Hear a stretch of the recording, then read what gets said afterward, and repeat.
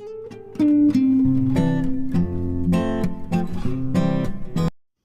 everyone, welcome back to the Brush by Brandy YouTube channel. This week we're working on this cute little project, and I actually started this one live with you guys, but I wanted to show you how it came together and all the pieces work together. I'm actually really excited how it turned out, and I have to admit on this this project that I got a little scared along the way where I was like, maybe I made the wrong choices, and I was like, I'll just finish it and see what, take pictures, and it is what it is. And then when I was done with it, I was so glad because I actually really love how it turned out. And so that's one of those moments when you forget that you just have to trust the process. And a reminder that even sometimes I don't trust the process and I decide to just push through it. So there's going to be a lot of those moments, and you just have to trust that you're going to make decisions along the way that are the best, and it's going to turn out. Even when you question whether you know what you're doing or whether the decisions you made were a mistake, the end result usually will surprise you. And that happens to me all the time, and this was the perfect reminder of that. So I'm super excited to put this box together for you guys. Check it out in the end. You guys click that subscribe button. Let's get started. Here's where I started on this apothecary box. I ordered this off eBay to keep my essential oils in, and I'll add a link in the description for this video where you can find these boxes at. But it's a really cute plain pine box, and it's really utilitarian, but it's super plain and I need to spice it up. I started out by choosing my inspiration from some papers by Roycycled, and I love this red floral paper. I've had my eye on it for a while, and since this is a project for my own house, I'm going to go ahead and use it. I started out on this box by applying Wysal primer to the entire thing, and that's to create a uniform finish that it's going to be underneath my paper. It's also to prevent any bleed through from this raw pine. The primer is going to keep you from seeing the yellowy tones of the wood. It's going to keep you from seeing the wood grain, and then it'll also keep any oils from that wood from bleeding through and discoloring my paper over time. So I'm going to be using my red floral paper on the base of this box, and on the top I'm going to use this red stripe, which is kind of like a ticking stripe pattern. I like the combination of the stripe and the floral together. So I need to start out by cutting my paper, so I went ahead and dry fit it to the top of my box, and I just scored a couple marks with my fingernails of where I need to make my cut lines to make it the size of my paper. I'm going to cut just outside of those score marks, so I have just a little bit of excess paper. I'd rather have too much than not enough. Once my paper is cut, I'm going to attach it using Roman brand 543 wallpaper paste. I really like wallpaper paste for applying decoupage because it has a nice long open life. It doesn't start setting up too quickly, so I have a lot of play with my paper. I find wallpaper paste to be really user friendly. I'm also going to apply some using clear coat, but we'll do that later in this video. Once I apply my wallpaper paste to the top of my box, I'm going to go ahead and lay my paper. So I start out by finding the line on it that I want to line up, and then I'm just going to attach it lightly at the front. Then I'm going to use this decoupage tool. I really like these. I have these in my Amazon shop. I'll also post a link for these. And I'm going to work from the center of my paper outwards, pressing gently and working out any air bubbles towards the edge. Once the paper gets wet, it does get fragile, so it can have a tendency to tear. So you want to make sure you're working your paper very gently. I'm just using the felt end of this tool, and I'm pressing any of that excess wallpaper paste out towards the edges and working out any air bubbles I might have. When I feel I've got a pretty good placement, I can also go over the top of my paper using a barrier. This one I'm just using a Ziploc bag. It's what I happen to have in my workspace. A piece of cling wrap, saran wrap will work. You can also use a piece of parchment paper, anything that creates a barrier between your tool and that paper, and you can rub over top and reduce the risk of tearing it. Now with the top side of my box done, I'm going to come around and start doing one edge at a time, and I'm basically going to wrap this box like a gift. I repeat the same process of applying a light coat of my wallpaper paste, and then I'm going to use my tool and work that paste and air bubbles towards the edge of my box. After I work that out, I can come over the top using my plastic again if I need to. If I don't feel like I need to, there's no need to do that. And then I'm going to go ahead and work my way around to the next side of my box. And I'm going to continue doing this, just working one side at a time until I have this box completely wrapped. This box is a great piece to practice decoupage on. It's nice and flat. All of the surfaces are even, so it's a really good, pretty easy piece to go ahead and wrap in this paper.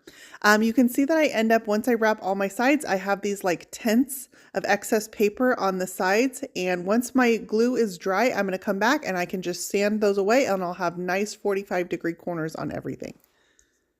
So let's move on to the bottom of this box. I went ahead and took the screws off and took the top away, and that's going to go set and dry. Now I'm going to apply this red floral paper to the base of the box. And I'm basically going to repeat the same process I used up top, only I told you we were going to do this using clear coat. This is Wallpaper matte varnish, and I'm going to brush it on the same way that I did the wallpaper paste, and then go ahead and find my paper placement, work out any air bubbles using my decoupage tool. The process is really the same. The only difference is the medium that I'm using. The clear coat also works really well for decoupage. The only thing I find is that it has a tendency to set up a little bit faster than the wallpaper paste does. And what that means is that you'll have less play with your paper. So you have less time that you can move your paper, lift it up and place it back down again, because that clear coat is going to start to set up. And once it does, if you try to move your paper, you're going to tear it. No matter what medium you choose to lay your paper with, I do use the clear coat over top. So you have the choice of using the clear coat underneath and over top, or you can use the wallpaper paste underneath with clear coat on top, in which case you would need to have both products. The choice is up to you. It really comes down to personal preference. I tend to prefer using the two products, but by no means is there any barrier to using just the clear coat and putting that underneath and over top again. Once all of my paper is laid, I'm going to go ahead and come over the top, and I'm going to put a clear coat on. You can put this clear coat over the top while your paste or clear coat underneath is still wet. If you choose to let it dry and you put clear coat over top, you may see some bubbles start to appear. If you laid your paper flat in the first place, most of those bubbles will tend to cure themselves when your clear coat dries. But if not, you can always bring out an iron, put a piece of parchment paper in between, and you can go ahead and iron your paper back flat again if you end up getting some bubbles with your clear coat. With my paper all laid, the one thing this box was missing was a piece of hardware on the top to be able to carry it. So I have these extra handles that I don't think I'll ever use on a piece of furniture.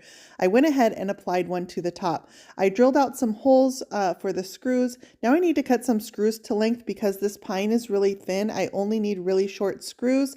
I cut these screws down, and I'm going to go ahead and use some washers to make sure this hardware stays in place, and I can lift this box up from the top now. With my handle attached to the top, I did decide I wanted to add some glaze to this to make it appear dark and aged and a little bit dirty and grungy. This is an apothecary box that I'm going to use to store essential oils, so I want it to look like something I picked up and found at a thrift store and has a ton of character and has seen use before. For this, I chose Wallpaper glaze in black, and I'm just going to take an artist brush and I'm going to apply it to the edges and places that I want to look old and grungy. Remember, I had already sealed over the top of the paper with a clear coat, so my paper is nice and protected, and I'm just applying this glaze over the clear coat. I'm going to apply a little bit of my glaze to the edges, places where the box would see finger wear from use over time. I'm also going to apply it around the edges of my hardware, places that you would tend to touch with your hands. So it looks like you've tried to wipe it away and clean it a million times, but this is just places where the dirt tends to get stuck.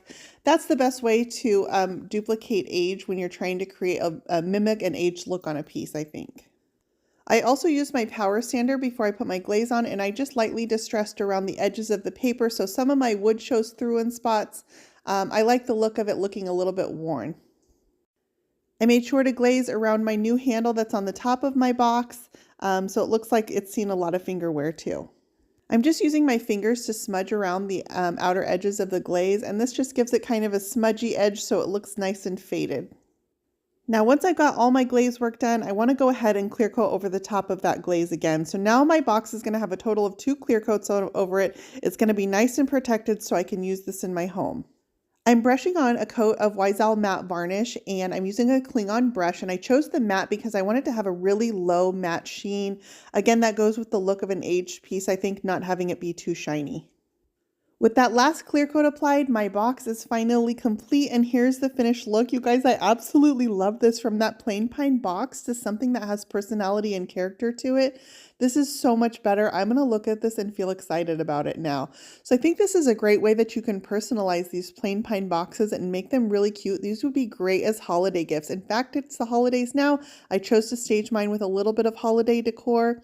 You guys can find links for everything I use in the description for this post. As always, you can find more Brushed by Brandy on Facebook, Instagram, Pinterest, and YouTube, and on my website at brushedbybrandy.com.